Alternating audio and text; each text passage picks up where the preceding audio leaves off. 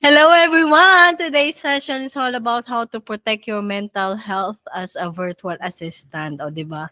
Mental health kami kasi October daw is mental health month.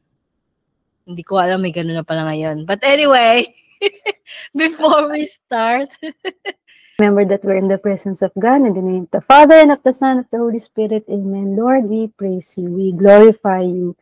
We honor you. We thank you for blessing us this past few days. We're grateful for all the resources and the people you're sending our way so we can bless others too. Please forgive us when we don't listen to you. We lift up every person who is watching and listening to this podcast. We lift up to you ourselves. Send your Holy Spirit so we'll always have the courage to say the right words, to share only your truth. Help and remind us that everything we do is a means to glorify you as well as serve others. We believe that whatever success we have, we owe it all to you. All this we pray in Jesus' name. Amen. In the name of the Father, and of the Son, the Holy Spirit. Amen. Amen. Ayan. Again, our topic for today's session is how to protect your mental health as a virtual assistant. But before that, we are Connie and Belle, and this is Freelancing with Faith, the channel or podcast where our number one freelance business partner is God. Tapos na yung usapan kasi yun yung dapat partner na. Ayun na yung pinaka-solusyon. Conclusion na ito. If you're watching us for the very first time, make sure that you click that subscribe button as well as the bell icon to get notifications. We go live Tuesdays, 1 p.m. Manila time. And sessions like this one recorded is every Friday at 7 p.m. And si Sis Bel na ang mag-share ng mga gawain natin during those days. Yes, hello. So, Tuesdays and Fridays. Sorry nga pala, na-miss ko kayo ng Tuesday. Ano ba yan? Ay, naku. So, buti na lang. Nagtuloy naman siyang live. So, ano pa rin. True naman yung aming promise na live every Tuesday, then pre-recorded every Friday. So, 1 p.m. Manila time. Pareho po yung oras. Ay, hindi, mali pala. Friday is 7? 7 p.m. So, yun. So, yung Tuesday, kung wala kayong ginagawa on Tuesday afternoon, samahan nyo kami mag-praise and worship, mga kapatid.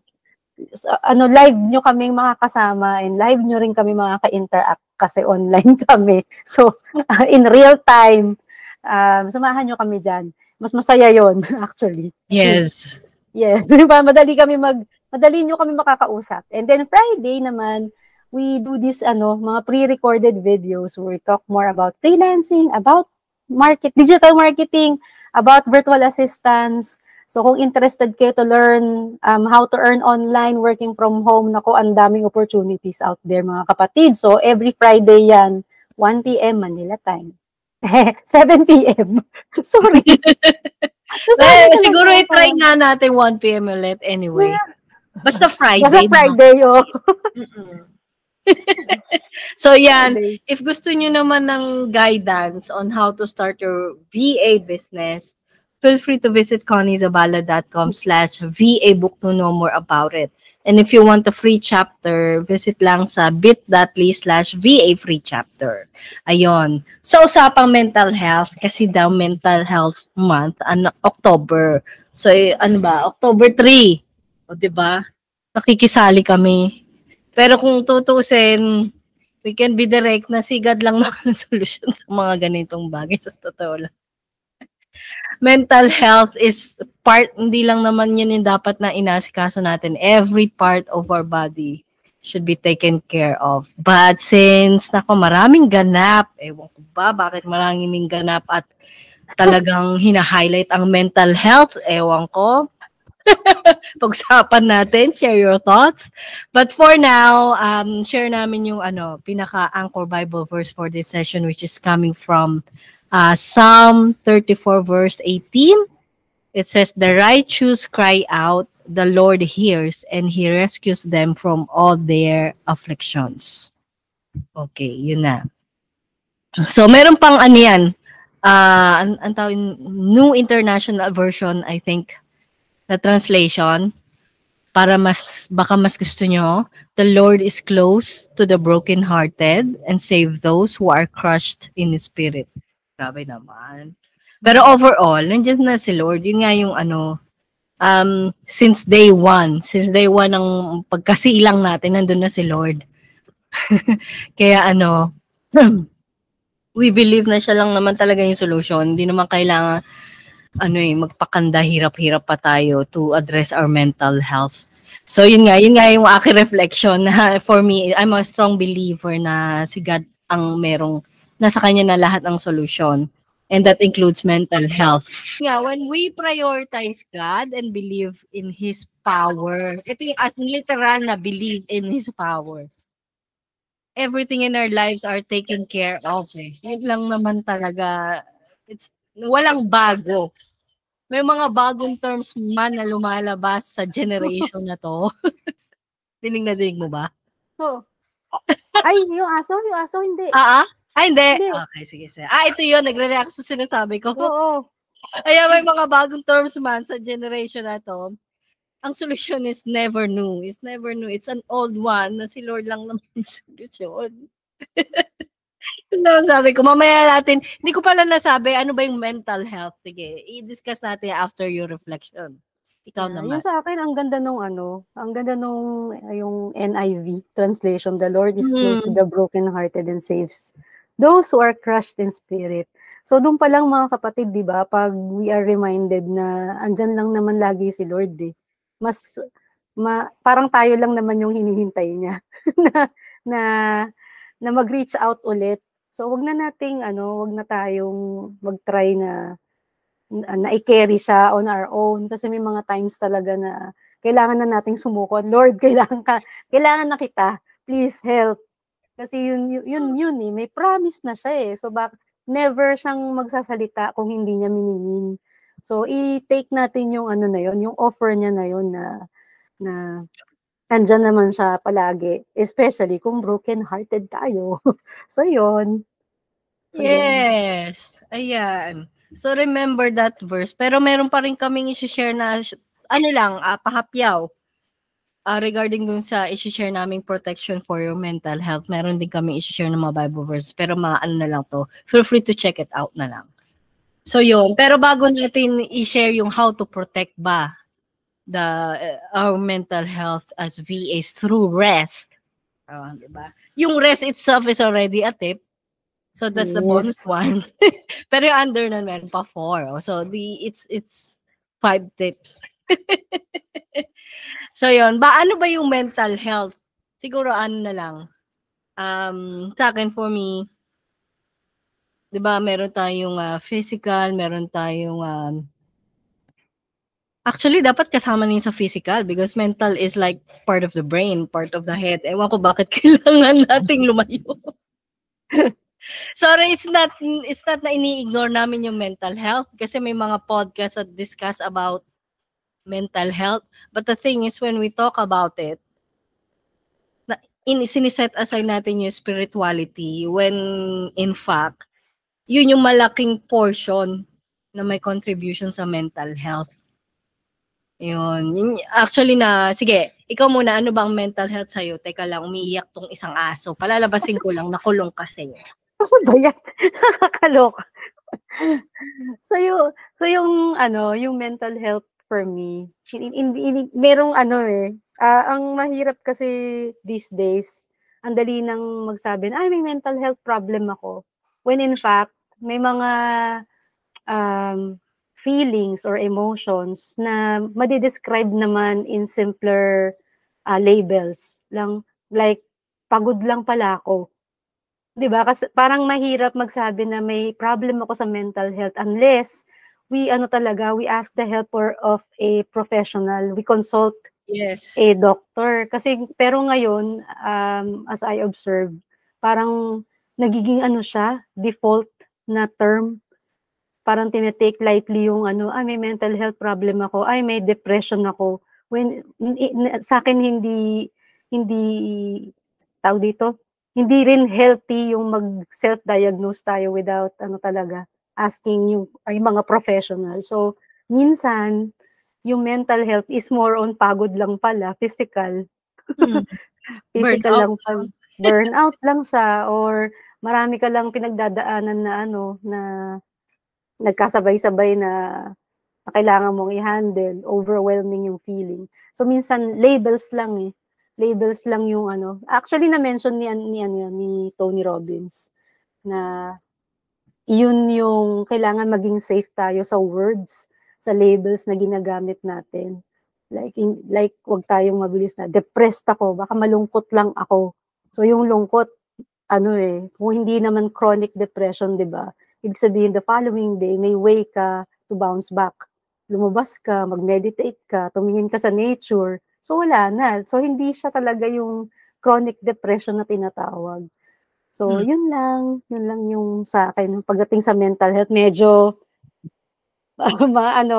mas gusto ko yung may magsabi sa akin na doctor or professional na may mental health illness talaga ako. Ganon. Kasi mental health is not really a bad word. It's just a term na ginagamit natin regarding sa pag-iisip. Di ba? Parang ganon. Yung negative nun is yung illness na nakaakibat doon. Pero it's like, di ba, parang physical wellness or financial stability. Yun. It's not supposed to be a negative. Neutral dapat siya. Neutral. Oo. Nagiging OA kasi minsan. So, naalala ko rin yung, I think isa yun sa mga sermon homily ni Father Mike Smith na, or binanggit niya yun sa homily na nabasa niya somewhere na, comfort is parang the new enemy. Kasi wala lang tayo sa comfort, mental problems na agad. Yung parang hindi tayo sanay sa struggle. Parang gano'n. Kasi masyado tayong OA. Gusto natin mabilis lahat. Sa generation na to at least. Yun. Kaya ang sarap ng generation natin kasi nakita mo yung transition. Anyway, yata ako na kami sa rest. Sige, how to protect your mental health as a virtual assistant. So the first one is rest. The R, remember your worth.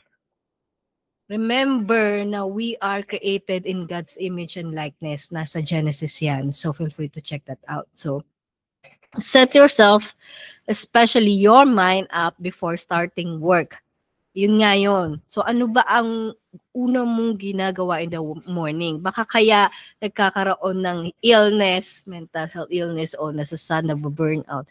Kasi ano ba yung bungad mo pag mulat ng mata mo? Ano ba yung ginagawa mo? Baka kasi check ng email agad, check ng news, o yung mga negative messages agad. So, kami, ang suggestion namin, start with prayer, start with scriptures, meditate, di ba? Para, naka-relax ka, at ready to fight. Hindi yung negative agad kasi yung kinakain, kaya wala na. The rest of the day, wala na, di ba? So baka kasi hindi pa tayo naka-prepare talaga. Imagine mo kakagising mo pa lang tapos nagbasa ka na agad ng emails. Parang yung brain, yung mind natin hindi pa ready to absorb. Parang tapos umaga pa lang overstimulated ka na kasi nagso-solve ka na sa isip mo hindi ka pa nagbubukas ng laptop niya na nag-check ka pa lang ng email pero sari-saring emotions yung na-feel mo, naasar ka sa client o nag-iisip ka ng solution dun sa ni-raise or tapos may isip mo na ang dami ko palang task for the day, para mga urgent, ganyan. So hindi pa ready yung mind natin kasi 'di ba supposed to be galing tayo sa rest. Tapos biglang kumbaga sa nag-shower ka ng sobrang lamig na tubig, parang ganun hindi pa ready yung yung sistema mo. So mas maganda yung gently parang easing into the day, parang so paano nga ba ginagawa yon? Yung katulad ng sinabi ni Sis Cons, through prayer, through meditation, tapos ang maganda pa kasi doon, pag ganun natin siya sinimulan yung day natin, nakaka-empower siya. Hindi katulad nung isang way na mag-check ka agad ng email, para ka madi-defeat agad Baliktaran Yung isa, empowering siya, yung habit na yon. Tapos at the same time, pag talagang in-immerse mo yung sarili mo sa scriptures, tapos nag-connect ka talaga kay Lord, mafe-feel mo, papasok talaga yung yung knowing your worth dun Sa sino ba ako? I'm a child of God. So parang ngayong araw na to, parang andun na agad yung confidence level, 'di ba? Na parang hindi ka matatakot, hindi ka kakabahan kunya kung may ipe-present ka or something, or magse-send ka ng proposal. Kasi I'm a child of God. Yun yung magandang effect 'pag sinimulan natin yung day natin by connecting with God. Kapag inuunsulto natin yung sarili nating identity, kini-question pala, iniunsulto natin yung Creator, si God. So, we are worth something. Yun. Next naman, establish boundaries. Alam nyo na to, ilang minutes na sinasabi yan. Sorry, may sipon at ubo ang lola nyo. Ayun nga. So, may boundaries. Ibig sabihin, may working hours, may resting hours, may weekend, may work week, may weekend for rest. Kayo nang bahala sa timeline nyo. Even Jesus withdraw to rest and pray. Sabi sa Luke, di ba? So, ayan, mag-set tayo ng working hours. Tapos, pag nag-say ka ng no, kalmang no lang, huwag mo masyadong masungit. And then, protect your Sabbath or rest day. Ayan. If kaya nyo mag-autoresponder, di ba? Meron naman yan sa Google na pag weekend, if kailangan, kasi ako hindi ko naman, automatic, naka-off na kasi. Wala. Kailangan, pati notification dapat naka-off pag weekend para walang temptation to respond at all. Yan. Yeah. Yeah, sobrang importante yan, yung boundaries. Parang lagi naman namin na-share ni Sis Cons dito yan. Kasi parang mahirap kasi pag kunyari, lalo na kung hawak natin yung oras natin, ang tendency, kunyari mag-hoard ng clients. Di ba parang kung kaya pa ng oras ko, i-handle ko yan. Pero yun yung magko-cause talaga ng sobrang burnout and makaka-affect talaga ng mental health nyo. Imagine, ang dami yung ilang clients nga lang, parang ang hirap na maraming kausap, di ba? So yun yung iwasan natin. Mag-set tayo ng boundaries in terms of yung working hours, in terms of number of clients, in terms of workload, kung acceptable ba yun sa inyo or hindi. Pwede tayong mag-no. So yun yung mga example kung saan natin pwedeng i-set yung mga boundaries natin. Correct. So kung sobra-sobra kayo ng client, kausapin nyo kami, tara, i-spray natin. Yes. Pwede naman kasi mag-outsource. Yes, true. Magandang problem yan, yung marami kang client. So usap tayo pag marami kayong client. Pero, know yung limit mo rin kung ikaw yung mag-work. Kasi pwede mo namang ipasa sa iba.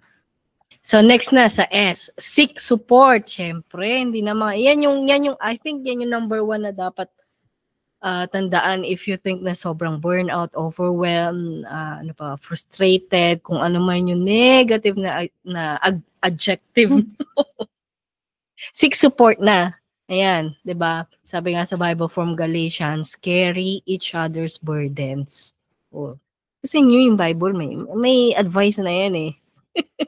So, if I were you, join kayo sa faith-rooted or like-minded communities, diba? Talk to somebody.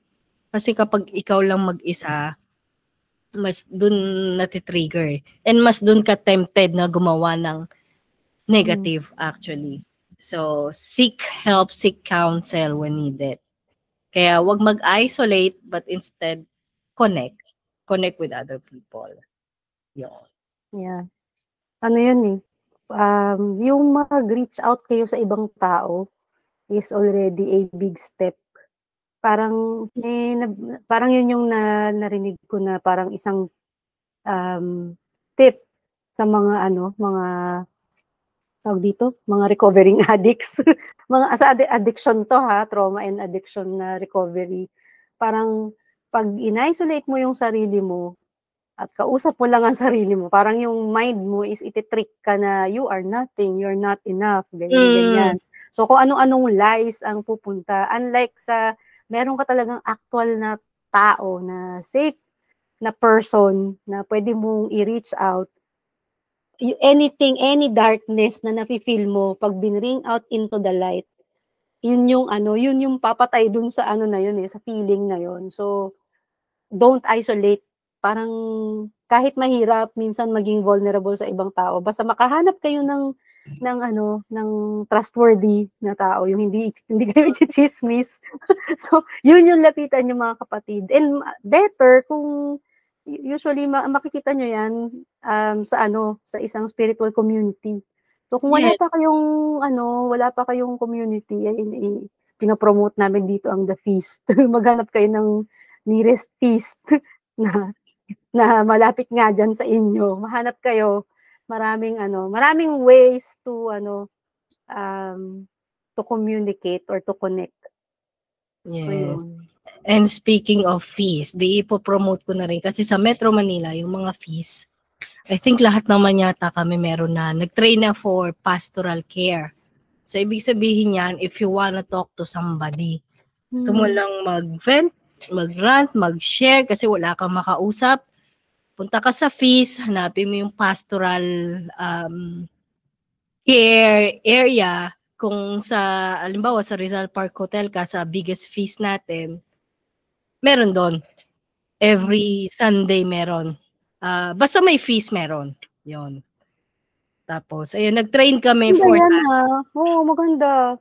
Maganda yung pastoral care kung matutrain ng mga tao. Kasi minsan, pagkausap tayo, di ba, sobrang bilis nating mag-advise kahit hindi naman yun yung kailangan. So, minsan, makinig ka lang talaga, yun lang yung alam naman yung mga nagko-confide usually, alam naman nila kung ano yung solution. Kailangan lang nila ng kausap. Hindi necessarily yung magsosolve yung problem. Correct. O yun, so speaking of, ang pastoral care, willing to listen, pero hindi po kami magbibigay ng advice. Makikinig lang po kami. Yun. So, unless ikaw ay clinically diagnosed naman na with the mental health illness, that's different na. Kasi if-forward talaga kayo sa professionals.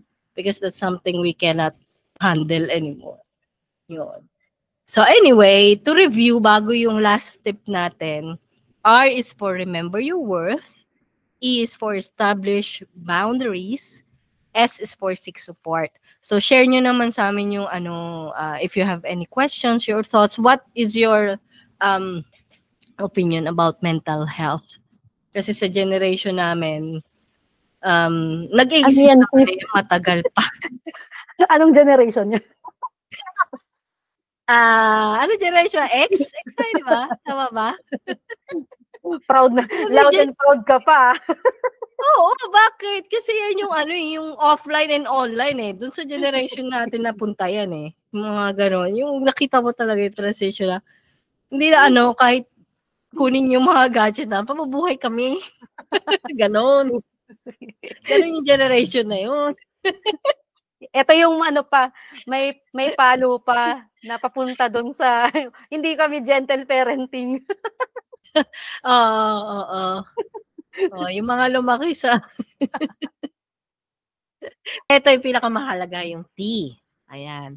Trust God's timing. Baka kasi kaya tayo nagkakaroon ng depression or kung ano mang negative na Kasi gusto nating mangyari, pinipilit natin. Diba? So kaya kailangan, ang solution is to trust God's timing. Diba? Sabi nga sa Ecclesiastes, there is a time for everything. So again, let's release the control. Yun. Pati yung kailangan mag-rest. Ayan, rest na naman tayo. Rest na nga itong buong topic. So again, rest is not laziness. It's obedience, diba? Tapos when project slows down, use the time to reflect, to recharge, and to realign. Diba? Yun lang naman yun. What can you add? Talaga, mahirap. Ito na naman yung sinasabi namin na trust God, ganyan, surrender everything. Pero alam naman namin mga kapatid kung gaano kahirap yun. Kasi diba, laging ang gusto natin, kita namin Lord kung ano mangyayari after nito. Saan ba ito papunta? So parang, kaya tayo yung may ganong feeling, yung parang constricted. So pag nag-trust tayo, ng totoong trust talaga, ano nyo ma-feel nyo rin agad agad physically. Diba? Pag yung hindi na nakaangat yung mga balikat nyo, so naka-ano na, okay Lord, nasuko na ako, doon papasok yung peace. Doon papasok yung yung minsan nga clarity doon papapasok Kasi pag masyado kang aligaga, ang dami mong worries, kahit yung simpleng solution hindi mo makikita. Correct. Kasi ang daming gumugulo sa isip, pero pag mag-stop lang and then trust and surrender, doon yung mga weird times na parang yun lang pala yung gagawin. Marirealize nyo dun sa stillness and sa trusting na gagawin natin, dun yung makuha yung solution. So yun. Kasi nga, let God take over. May madaling sabihin, mahirap gawin, pero we challenge you. We challenge you to do it. We dare you to do it. Tapos share nyo sa amin kung ano nangyari after. Kasi naman, kung kahit na, alam mo wala nang control Ano pa bang magagawa natin kung wala na tayong control, di ba? Tayo lang din naman ang may stress. So if we surrender and we trust God's timing, the pressure is not on us anymore. Si Lord, kaya niya na yun. Diba? So share with, any last thoughts? Yung di ba, yung lang naman yan, dalawa lang yung pwede nating puntahan, either faith or fear. Kasi yung mental health problems talaga, yung fear yun fear yung nananaig doon. So parang kung iisipin natin, 'di ba, kunya may problem tayo, ito natutunan ko lang din naman 'to. May problem tayo. Syempre, bawat tendency by default, worry, problem. Actually, wala namang kinapupuntahan yung problema So might as well na doon na tayo sa kabilang side. Magtiwala, maging maging pataasin lalo yung faith. Kahit andun pa rin yung problem, hindi pa rin siya nasa-solve, iba yung impact sa atin.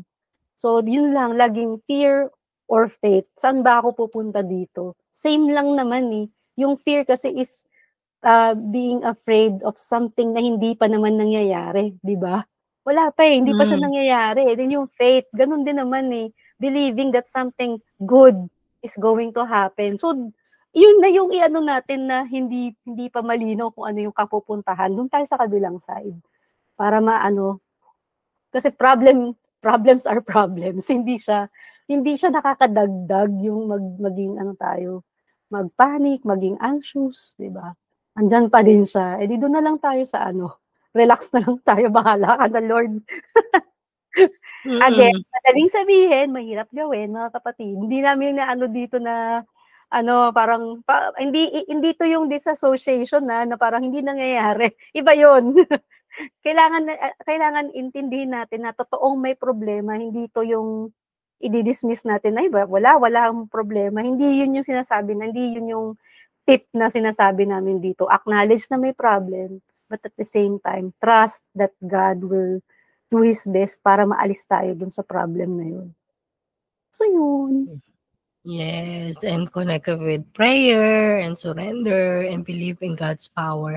Tapos hindi naman porke may problem tayo, mental health illness agad. Yun yung, I think yun yung naging problem natin ngayon dahil lagi nating naririnig to. Feeling natin yun na yun. Hindi naman. I mean, it existed na talaga dati pa. It's just that, ewan ko, nagiging exaggerated tayo on how we deal with those words. Diba? So, saka no such thing talaga as walang problem. Yun We live in a broken world. So, expect na natin talaga na may suffering. Yes. Kaya nga yun yung promise ni Christ Parang yun yung, doon tayo makishare sa suffering na yun. Kasi doon natin din makikita yung glory ni Christ. Diba? Kung, wow, amazing si Lord dito, yung sa ginawa niya na to. Kasi kung lahat talagang, wow, ang ganda ng buhay, hindi natin makikita si Lord. It's a test Test para maging, mas mabuti tayo, mas kumapit tayo. And actually, kahit we believe in God or not, let's just try na si Lord yung unahin natin pag may mga ganito tayong na-encounter na problem or we think there's something wrong. How about we pray? We set aside time to pray kahit na religious tayo or hindi. Kasi minsan pumupunta agad tayo sa yung doktor agad or OA agad kasi nga self-diagnose, ganyan. What if we try muna si Lord muna, dun muna, spirit muna. Try natin, i-check yung spirit natin, yung soul natin. Kasi minsan dun pa lang okay na tayo eh. Yun. For me, at least, yan ang ano talaga, kasi, ewan ko, natatawa na lang ako minsan pag masyadong ina-exaggerate yung mga bagay-bagay eh. And it's okay naman na ma-challenge tayo eh, magkaroon ng trials eh. It's part of living, kaya nga tayo natututo, kaya tayo tumitibay. Because of these eh, di ba? So anyway, share your thoughts in the comments. Ano ba, sa rest na share namin, meron bang you have to take note of, to work on more, or what do you think about mental health? Whether kasabay ka ba namin o hindi, share with us. Comment section. Ayan, if you want guidance on how to start your virtual assistant business, meron tayong guide dyan. Visit lang sa conniezabala.com/VA book to know more about it. And if you want a free chapter, visit lang sa bit.ly/VA free chapter. Ayan, let's have a closing prayer. Let's remember that we are in the presence of God, in the Father, the Son, the Holy Spirit. Amen. Thank you, Lord, for another episode done successfully. Thank you for the opportunity to share our knowledge and experience. Thank you to all the people who support us in our mission. We lift up to you all our viewers, our listeners, our clients, the people we work with, and our loved ones. Bless us in all areas of our lives. Whatever petitions we pray for, we lift it all up to you, believing that whatever happens, you always have the best intentions for us. In the end, that your will be done for us. In Jesus' name, Amen. In the name of the Father, the Son, the Holy Spirit. Amen. So yun lang, share your thoughts in the comments ulit. At di pa nag-subscribe, subscribe na, ba't hindi pa? Anyway, see you on Tuesday. Ayan, Tuesday 1 p.m. for our live session. Bye everyone. God bless.